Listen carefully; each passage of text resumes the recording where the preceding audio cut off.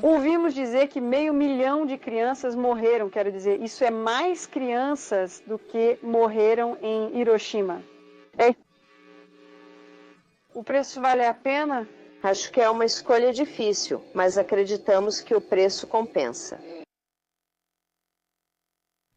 Então, o regime autoritário do presidente Zelensky rejeitou completamente a mais recente proposta de paz dos Estados Unidos da América, que exige concessões territoriais à Rússia, condenando a guerra a se arrastar indefinidamente e sacrificando inúmeras vidas ucranianas em sua tentativa desesperada de se manter no poder, com o exército da Ucrânia desmoronando diante dos avanços implacáveis da Rússia e a ajuda estrangeira diminuindo. A posição de negociação de Kiev é inexistente. Mesmo assim, Zelensky se recusa teimosamente a qualquer compromisso que possa expor seu regime repleto de corrupção. Aparentemente, sua intransigência ditatorial prioriza sua sobrevivência política em detrimento da necessidade desesperada de paz do país, prolongando um conflito fútil que já devastou o povo e a economia da Ucrânia.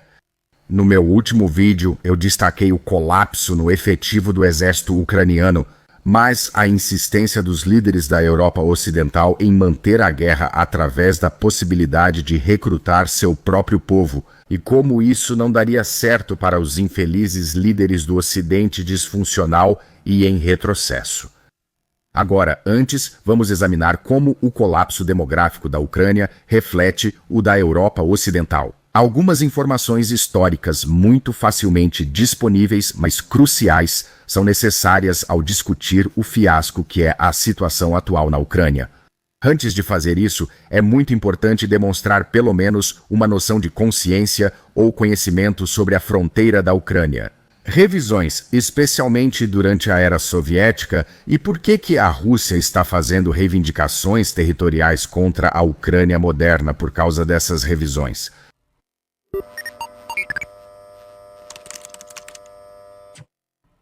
Enquanto a propaganda que sai dos governos ocidentais, da mídia e dos comentaristas das redes sociais é que Vladimir Putin é um lunático, Butler está determinado à conquista e à necessidade de saciar sua sede imperialista com a invasão não provocada da Ucrânia. E que ele não quer apenas toda a Ucrânia, mas quando terminar lá, vai invadir a Europa Ocidental. Então vamos analisar isso rapidamente. Manter a OTAN, ou seja, os Estados Unidos longe da fronteira da Rússia, está no centro desse conflito. Ponto final. Quando a União Soviética colapsou em 1991, havia um entendimento de que a OTAN não avançaria nem 1 centímetro para o leste. Mas, é claro, os Estados Unidos decidiram o oposto. Em 1994, Clinton, que era o presidente, aprovou formalmente a expansão da OTAN até a Ucrânia e a Geórgia. A primeira onda veio em 1999 com a Hungria, a Polônia e a República Tcheca. Obviamente, a Rússia se opôs, mas esses países ainda estavam a uma certa distância. Depois, em 2004, vieram os Estados Bálticos, Romênia, Bulgária, Eslovênia e Eslováquia, e isso obviamente deixou a Rússia muito irritada. Em 2008, os Estados Unidos da América pressionaram pela promessa de entrada da Ucrânia e Geórgia na OTAN, junto à fronteira russa. A Rússia afirmou que, se instalasse bases no México ou na fronteira canadense, os Estados Unidos da América iriam à guerra em 10 minutos. Bem, dito e feito. Um mês depois, a guerra na Geórgia estourou e a Geórgia foi devastada. Desde 2010, os Estados Unidos da América instalaram sistemas de mísseis aegeus na Polônia e Romênia, medida fortemente contestada pela Rússia. Nesse mesmo ano, Viktor Yanukovych foi eleito na Ucrânia com uma plataforma claramente neutra, e a Rússia não tinha nenhuma ambição territorial na Ucrânia. Naquela hora só queria renovar por 25 anos o contrato de arrendamento da base naval de Sevastopol. Nada sobre a Crimeia, nada sobre o Donbass.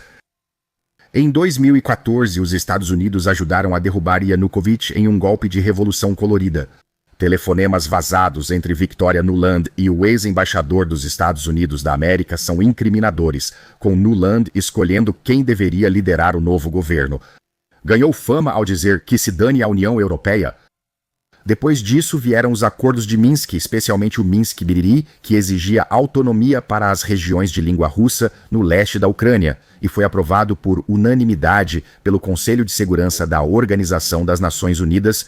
Os Estados Unidos e a Ucrânia, no entanto, simplesmente se recusaram a implementá-lo. Milhares morreram devido aos bombardeios ucranianos no Donbass, muito antes da invasão russa em 2022.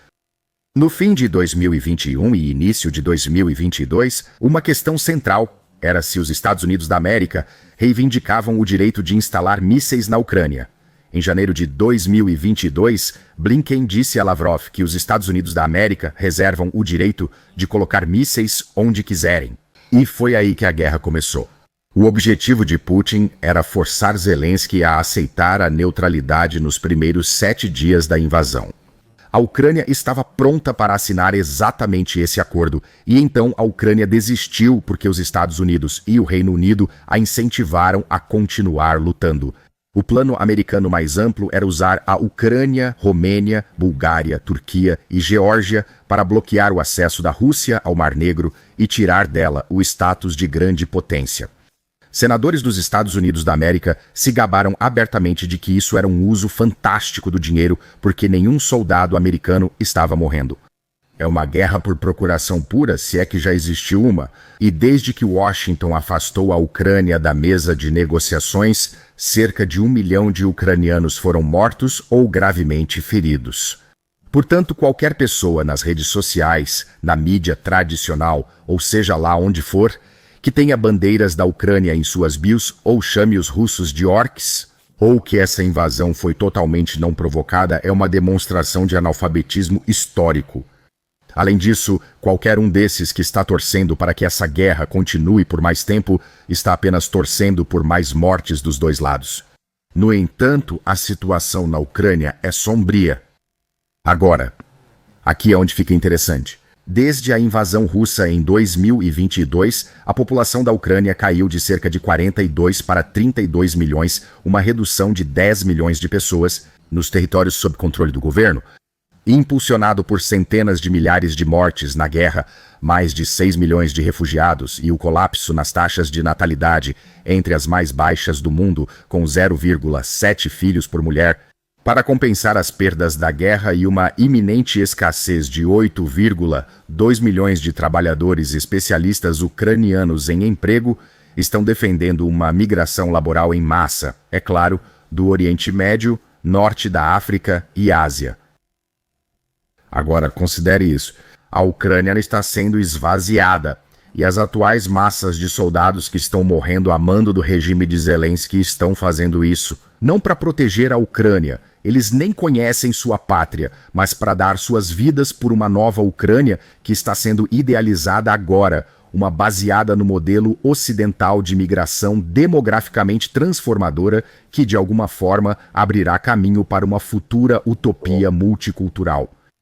Ao revisar essa visão sacrossanta de uma nova Europa e Ucrânia, um novo documento da Estratégia de Segurança Nacional dos Estados Unidos da América conclui: a Europa enfrenta um apagamento civilizacional devido a uma morte espiritual coletiva, migração em massa, taxas de natalidade em queda e uma falta geral de autoconfiança, conclui o documento. A Europa será irreconhecível daqui a 20 anos e esses países europeus não serão mais capazes de se defender ou de serem aliados confiáveis dos Estados Unidos.